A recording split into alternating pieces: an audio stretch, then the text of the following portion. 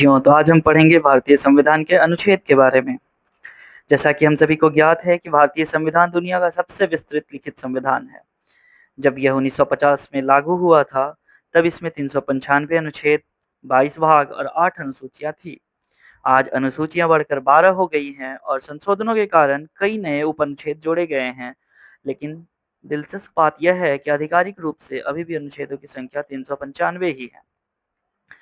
तो चलिए सिस्टम की शुरुआत से बात करते हैं। किसी भी ऑपरेटिंग सिस्टम को जानने के लिए हमें यह तो सबसे पहले जानना ही होता है कि इसके हार्डवेयर क्या हैं और इसके यूजर्स कौन। अगर मैं इसे एक देश के नज़रिए से देखूं, तो सबसे पहले हमें अपनी सीमाएं, भारत देश की सीमाएं और अपने नागरिक तय करने होंगे। बिल्कुल यही काम संविधान का भाग 1 और भाग 2 करता है। भाग 1 अनुच्छेद 1 से 4 तक शामिल है। वो संघ और उसके राज्य क्षेत्र की नींव रखता है। वहीं अनुच्छेद 1 में बहुत ही स्पष्ट घोषणा की गई है, जिसमें लिखा है, भारत अर्थात इंडिया राज्यों का संघ होगा। भारत अर्थात इंडिया राज्यों का संघ होगा। यहाँ ध्यान देने वाली बात यह है कि निर्माताओं ने फेडरेशन शब्द का यूज नहीं किया। तो आपके दिमाग में सवाल आएगा कि फेडरेशन और यूनियन में अंतर होता है क्या? जी बिल्कुल, फेडरेशन और यूनियन दोनों अलग अलग चीज हैं। फेडरेशन का मतलब होता है एक ऐसा देश जो अलग अलग राज्यों के बीच हुए किसी समझौते से बना है, जैसे कि अमेरिका। वहाँ राज्य जब भी चाहें तकनीकी रूप से अलग होने की मांग कर सकते हैं। लेकिन भारत का यूनियन किसी समझौते का परिणाम नहीं है, अर्थात किसी भी राज्य को अपनी मर्जी से इस संघ से टूटकर अलग होने का कोई अधिकार नहीं है। भारत एक अखंड राष्ट्र है, जो कि देश की एकता सुनिश्चित करने के लिए बहुत ही मजबूत नियम है। लेकिन अगर हमें देश के भीतर ही कोई नए राज्य बनाने हो या सीमाओं को बदलना हो, तो उसकी क्या प्रक्रिया संविधान में दी गई है? उसके लिए अनुच्छेद 2 और 3 संसद को असाधारण शक्तियां प्रदान करते हैं, जिससे अनुच्छेद 2 बाहरी क्षेत्रों को भारत में शामिल करने की अनुमति देता है। इसका सबसे बड़ा उदाहरण 1975 में सिक्किम का भारत में प्रवेश है। वहीं अनुच्छेद 3 संसद को यह शक्ति प्रदान करता है, वह देश के भीतर ही नए राज्यों का निर्माण कर सकता है। उनकी सीमाएं या नाम बदल सकती है, जैसे कि 2014 में तेलंगाना का गठन हुआ था। आंध्र प्रदेश की सीमाओं को पुनर्गठित करके तेलंगाना राज्य का गठन किया। वो सब इसी अनुच्छेद के तहत संभव हो पाया था। नए राज्य के निर्माण के लिए सबसे पहले हमने क्या करना होता है? राष्ट्रपति की पूर्व अनुमति ली जाती है, फिर संसद में बिल पेश होता है, फिर संबंधित राज्य विधानमंडल की राय, संसद में साधारण बहुमत। उसके बाद नए राज्य का हमारा निर्माण जो है होता है। अब इसके बाद हम बात करेंगे इसकी यूजर्स कौन है। यहीं पे भाग 2 तस्वीर में आता है, जो नागरिकता से जुड़ा है। अनुच्छेद 5 से 11 तक नागरिकता के नियम तय किए गए हैं। जब 26 जनवरी 1950 को संविधान लागू हुआ, तो यह तय करना था कि करोड़ों की आबादी में किसे भारत का नागरिक माना जाए। अनुच्छेद 5 इसी की परिभाषा तय करता है, जिसमें जन्म, वंश, निवास के आधार पर नागरिकता प्रदान की गई थी। देश का अनुच्छेद 5 इसी की परिभाषा तय करते हुए, इसके अलावा क्योंकि देश का विभाजन भी हुआ था, उन लोगों को नागरिकता अधिकारों की व्यवस्था की गई जो पाकिस्तान से भारत आए थे। अनुच्छेद 9 में एकल नागरिकता यानी कि दोहरी नागरिकता पर रोक, यह अनुच्छेद हमें स्पष्ट करता है कि यदि कोई भारतीय नागरिक अपनी मर्जी से किसी दूसरे देश की नागरिकता ले लेता है, तो उसकी भारतीय नागरिकता अपने आप समाप्त हो जाएगी। इसका मूल उद्देश्य यह सुनिश्चित करना था कि इतने विविधता वाले देश में नागरिकों की राजनीतिक निष्ठा केवल और केवल भारत के प्रति ही रहे। और भविष्य में नागरिकता के नियम से जुड़ी बदलाव के लिए अनुच्छेद 11 के तहत पूरी शक्ति संसद को सौंपी गई है। तो भाग 1 से हमारा क्लियर हुआ कि भौगोलिक भारत का भौगोलिक नक्शा क्या है। भाग 2 क्लियर करता है कि कौन-कौन हमारे पास मान्यता प्राप्त नागरिक है। अब स्वाभाविक रूप से यह सवाल उठता है कि नागरिकों के इस देश के में क्या अधिकार हैं और देश के प्रति नागरिकों की क्या जिम्मेदारी है। तो इसका जवाब भाग 3 और भाग 4 में मिलता है। भाग 3 जो अनुच्छेद 12 से 35 तक है, वो नागरिकों को मौलिक अधिकार यानी कि फंडामेंटल राइट्स, यह अधिकार राज्य की असीमित शक्तियों के खिलाफ नागरिकों के लिए एक ढाल का भी काम कर सकती है। इनके सबसे प्रमुख हैं समानता का अधिकार, जो अनुच्छेद 14 से 18 के बीच में है, और अनुच्छेद 19 से 22 तक स्वतंत्रता का अधिकार दिया गया है, जिसमें बोलने की आजादी से लेकर शांतिपूर्वक एकत्रित होने तक की आजादी शामिल है। एवं इनमें सबसे ऊपर है अनुच्छेद 21 जीवन का अधिकार, जिसमें सिर्फ सांस लेकर जीवित मात्र रहने की नहीं बल्कि गरिमापूर्वक जीवन जीने का अधिकार है। आप सभी के मन में एक सवाल आया होगा कि कागज में तो बहुत नियम लिख दिए जाएंगे, लेकिन सरकार ही अगर इनका हनन करने लगे तो एक आम इंसान के लिए क्या प्रावधान है? तो यहीं पर अनुच्छेद 32 तस्वीर में आता है, जिसे संवैधानिक उपचारों का अधिकार कहा गया है। अगर किसी नागरिक के मौलिक अधिकारों का हनन होता है, तो वह नीचे की अदालतों के चक्कर काटे बिना सीधे सुप्रीम कोर्ट का दरवाजा खटखटा सकता है। इस एक अनुच्छेद के बिना बाकी सारे अनुच्छेद महज सुझाव बनकर ही रह जाएंगे। इसलिए डॉक्टर बी आर अम्बेडकर ने संविधान की हृदय और आत्मा कहा था। अब इसके बाद आता है अपना भाग 4, जिसमें अनुच्छेद 36 से 51 के बीच नीति निर्देशक तत्व आने यानी कि डीपीएसपी दिए गए हैं। यह आयरलैंड के संविधान से प्रेरित है और कल्याणकारी राज्य यानी कि वेलफेयर स्टेट की बात करता है। जैसे अनुच्छेद 40 में ग्राम पंचायतों का गठन और अनुच्छेद 44 में सम्मान नागरिक संहिता। लेकिन अगर मैं एक नागरिक होने के तौर पर अदालत जाकर इस नीति निर्देशक तत्वों की मांग ही नहीं कर सकता, ये तो खोखले वादे मात्र हैं। तो आपके दिमाग में भी यही सवाल आएगा कि संविधान में ऐसे चीजों की जगह क्यों दी गई जिसकी कोई कानूनी बाध्यता नहीं है। इसके पीछे एक बहुत गहरा ऐतिहासिक कारण है। 1945 में सप्रू समिति ने 1945 में सप्रू समिति ने यह सुझाव दिया था कि अधिकारों को 2 हिस्सों में बांटा जाए। जब 1947 में हमारा देश आजाद हुआ, तो हमारे पास इतने संसाधन नहीं थे कि हम रातों-रात हर नागरिक को शिक्षा, रोजगार या समान वेतन की कानूनी गारंटी दे सके। अगर उस समय ये सारे कानून लागू कर देते, तो सरकार मुकदमों के बोझ तले दब जाती, क्योंकि उसके पास देने के लिए संसाधन ही नहीं थे।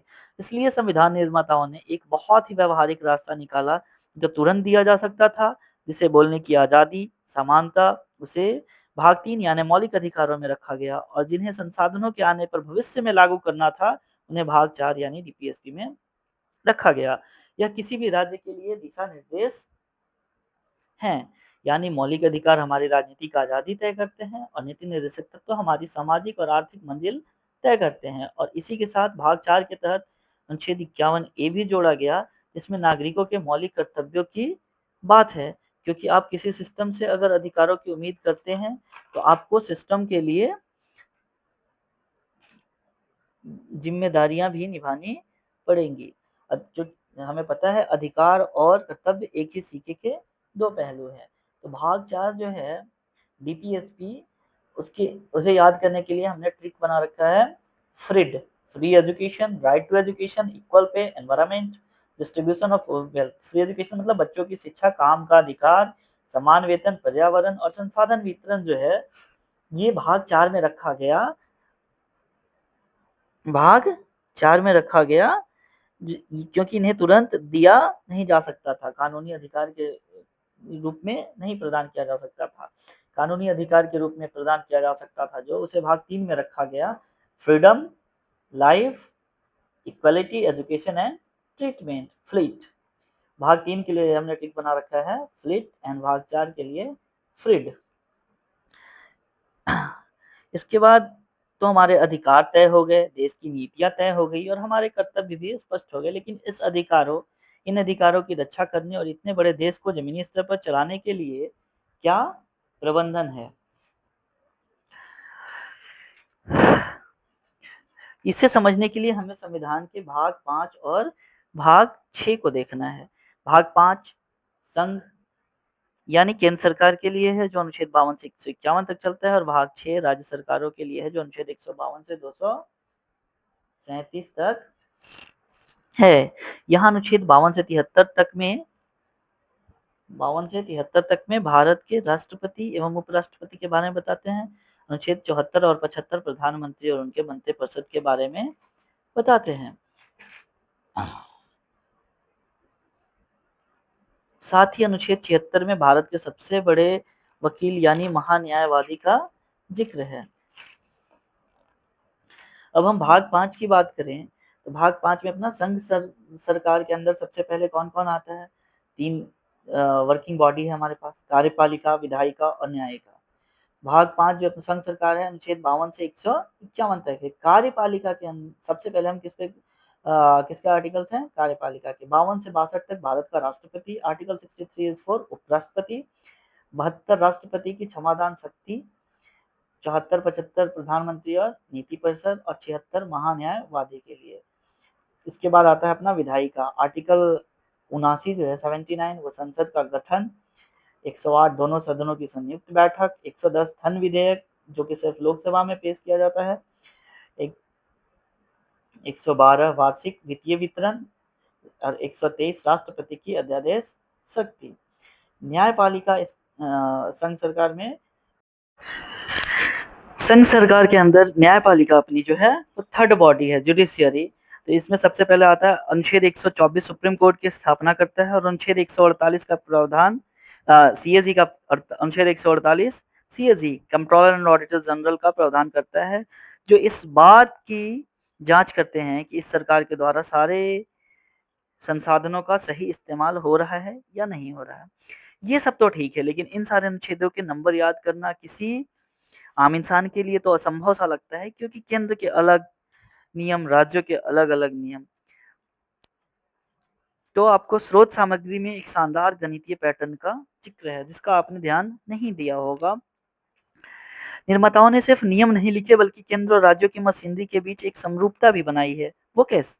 आप पूछेंगे कि वो कैसे? अगर आप केंद्र सरकार से जुड़े कुछ विशिष्ट अनुच्छेदों में 90 या कुछ खास मामलों में 89 जोड़ दें, तो आपको वही काम करने वाली राज्यों में अनुच्छेद मिल जाएंगे। ये जानबूझकर ऐसे ही डिजाइन किया गया है। उदाहरण के लिए केंद्र सरकार का वार्षिक बजट अनुच्छेद 112 में आता है।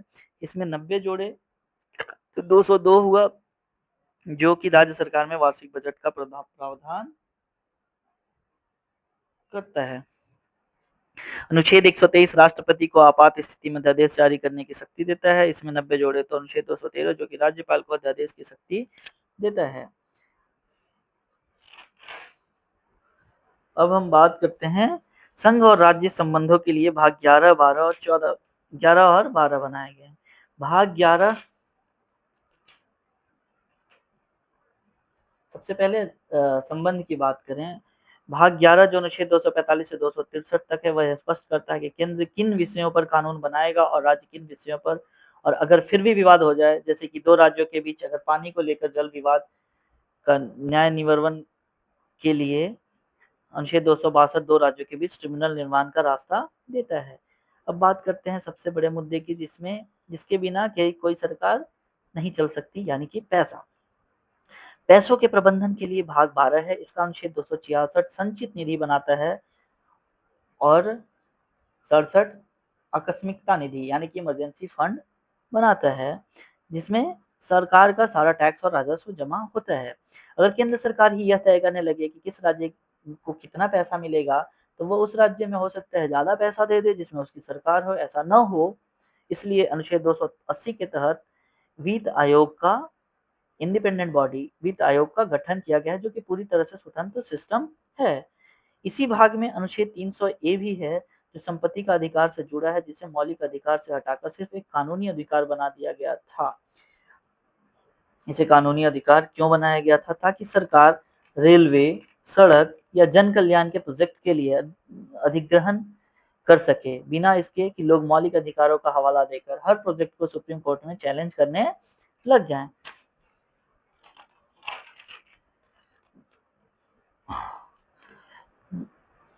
और इन सभी प्रोजेक्ट्स को जमीनी स्तर पर लागू कौन करता है?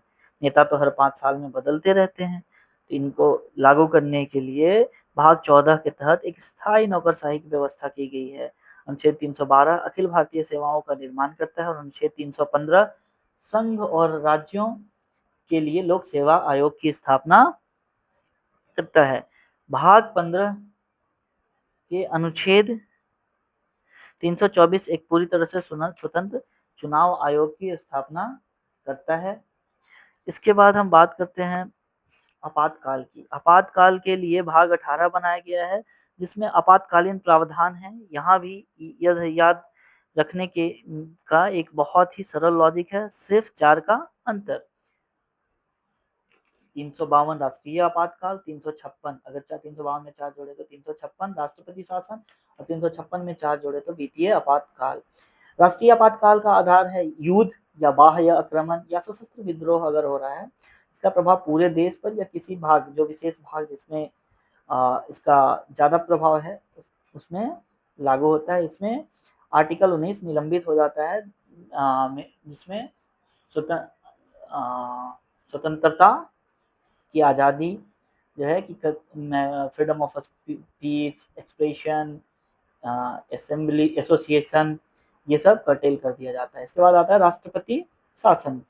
इसका आधार है राज्य में संवैधानिक तंत्र अगर विफल हो जाए तो राज्य सरकार बर्खास्त कर दी जाती है और केंद्र सरकार यानी कि राष्ट्रपति का सीधा नियंत्रण स्थापित हो जाता है। इसके बाद वित्तीय आपातकाल की बात करें तो भारत की वित्तीय स्थिरता या साख को अगर गंभीर खतरा हो तो ये वित्तीय आपातकाल लगाया जाता है, जो कि अभी तक भारत में कभी भी लगाया नहीं गया है।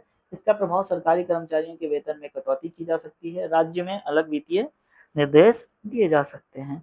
इसके बाद आता है अपना भाग 20।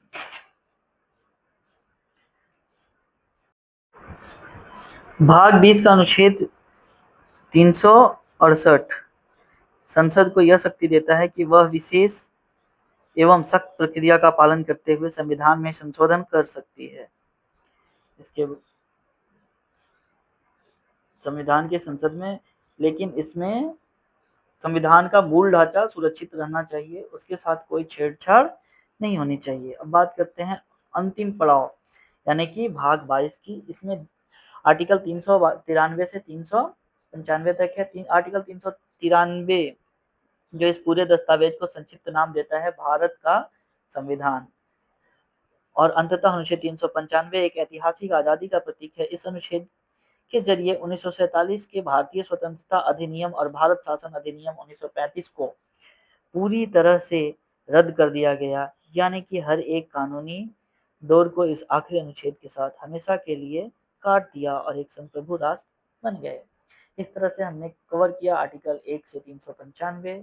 अंत तक हमारे साथ बने रहने के लिए आपका धन्यवाद।